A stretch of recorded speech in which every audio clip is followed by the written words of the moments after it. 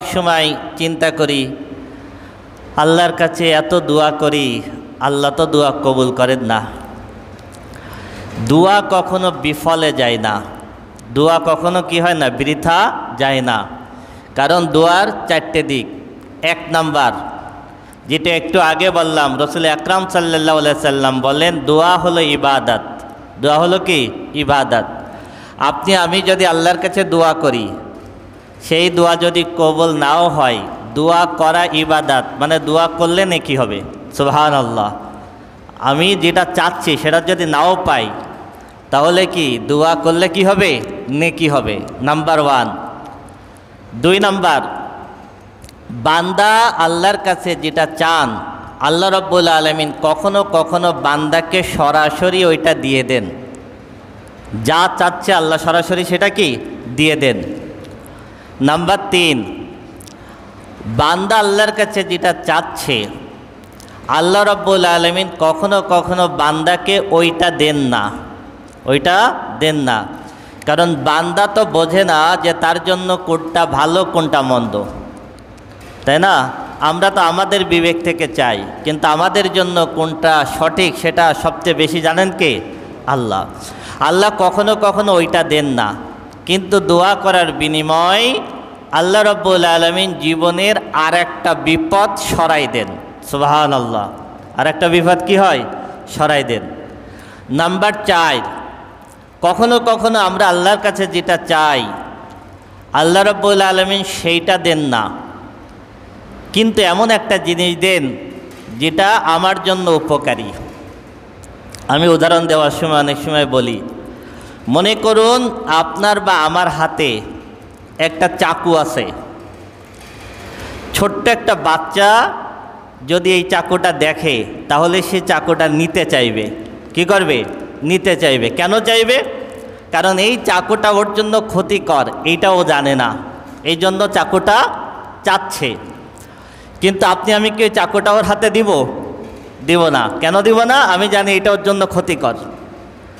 তখন আমরা কি করব? চাকুটা তার কাছ থেকে সরাই নেব। চাকুটা আমরা সরায়ে সেরে ফেলব। যখন সেরে ফেলব, তখন ওই বাচ্চায় চাকু নেওয়ার জন্য কান্নাকাটি করবে। যখন কান্নাকাটি করবে, তখন কান্না থামানোর জন্য তাকে হয়তো আমরা একটা চকলেট দিব, অথবা একটা খাবার দিব, যেটা তার জন্য ক্ষতিকর না, যেটা তার জন্য উপকার। তা আল্লাহ রাব্বুল আলামিন একই কাজ করেন। আমরা কখনো কখনো আল্লাহর কাছে এমন জিনিস চাই, আল্লাহ ওইটা আমাদেরকে দেন না, না দিয়ে এমন একটা জিনিস দেন যেটা আমাদের জন্য কি উপকার। এই জন্য দোয়া কখনো বৃথা যায় না, দোয়া কখনো বৃথা যায় না। وَإِذَا سَأَلَكَ عِبَادِي عَنِّي فَإِنِّي قَرِيبٌ أُجِيبُ دَعْوَةَ الدَّاعِ إِذَا دَعَانِ فَلْيَسْتَجِيبُوا لِي وَلْيُؤْمِنُوا بِي لَعَلَّهُمْ يَرْشُدُونَ। আল্লাহ বলতেছেন, হে রাসূল, মানুষ আপনাকে যখন আমার ব্যাপারে জিজ্ঞাসা করে, তখনও আমি রব্বুল আলামিন ওই বান্দার খুবই কাছে থাকি। সুবহানাল্লাহ। খুবই কাছে থাকি। ওয়াইজা সাআলাকা ইবাদি আন্নী ফাইন্নী করিব উজিবু দাওয়াতাদ দাঈ ইযা দাআন। বান্দা যখন আমাকে ডাকে, আমি রব্বুল আলামিন সঙ্গে সঙ্গে আমার বান্দার ডাকে সাড়া দিই। সুবহানাল্লাহ। ফালিয়াস্তাজিবু লি ওয়ালিউমিনু বি। আমি আল্লাহ যেহেতু তার ডাকে সাড়া দিই, এই কারণে আমি আল্লাহ যদি তাকে কোনো কাজে ডাকি, আমার দিনের পথে ডাকি, তারও সাড়া দেওয়া উচিত। ওয়ালিউমিনু বি, আমার প্রতি তার ঈমান আনা উচিত। লাআল্লাহুম ইয়ারশুদুন, তাহলে সে সঠিক পথ প্রাপ্ত হবে। সুবহানাল্লাহ, সুবহানাল্লাহ। রাসূল আকরাম সাল্লাল্লাহু আলাইহি সাল্লাম বলেন, লা ইয়ারুদ্দুল কাযা ইল্লা দুআ ওয়া লা ইয়াজিদু ফিল উমরি ইল্লাল বির। রাসূল আকরাম সাল্লাল্লাহু আলাইহি সাল্লাম বলেন, তাকদীর পরিবর্তন হয় না ইল্লা দুআ, দুআ ছাড়া।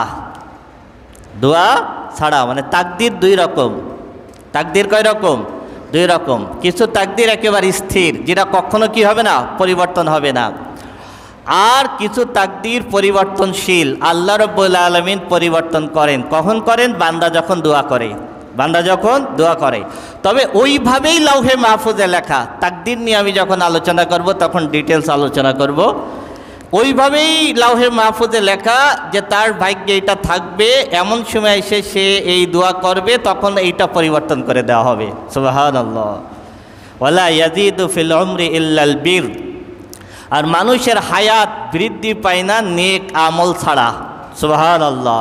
মানুষের হায়াত বৃদ্ধি পায় না নেক আমল ছাড়া, তার মানে নেক আমলে হায়াত বৃদ্ধি পায়। সুবহানাল্লাহ। রাসূল আকরাম সাল্লাল্লাহু আলাইহি সাল্লাম ইরশাদ ফরমান, আজাজুন নাসি মান আজিজানিদ দোয়া। সবথেকে অক্ষম, সবথেকে অযোগ্য হলো ওই ব্যক্তি, যেই ব্যক্তি আল্লাহর কাছে দোয়া করতে পারে না, যে আল্লাহর কাছে কিছু চাইতে পারে না, তার থেকে অযোগ্য কোনো ব্যক্তি নাই। ওয়াবখালুন নাসি মান বাকিলা বিসালাম। সবথেকে কৃপণ হলো ওই ব্যক্তি যে সালাম দেয় না, যে সালাম দেয় না সে সবথেকে কৃপণ। যে আল্লাহর কাছে কিছু চায় না, দোয়া করে না, সে সবথেকে বেশি অযোগ্য।